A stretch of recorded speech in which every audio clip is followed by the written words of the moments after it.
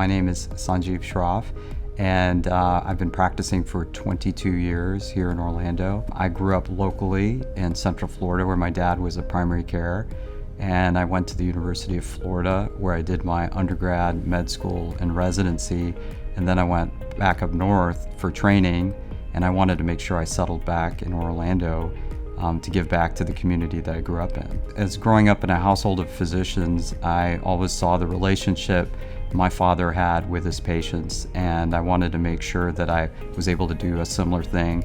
There's nothing more gratifying than taking care of patients, and I enjoy that aspect of it. But I would also say that I enjoy that aspect of cardiology, being able to take care of them when they're acutely ill, but also being able to have relationships with them for many years, and many times over the 22 years, being able to practice and take care of both the patient and their children, the next generation as well, and that's been very gratifying.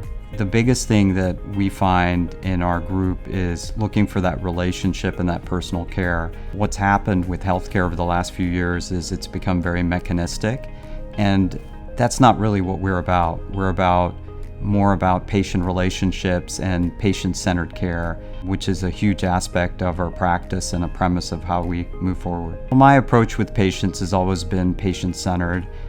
I take a lot of time and empathize with what they're going through and try to understand from their viewpoint what their issues are with their health.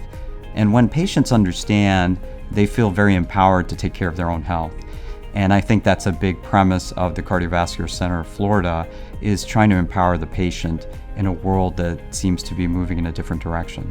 A big part of my practice is trying to prevent problems primarily, but also secondary prevention as well. And I think that relationship is as critical as the pills I give.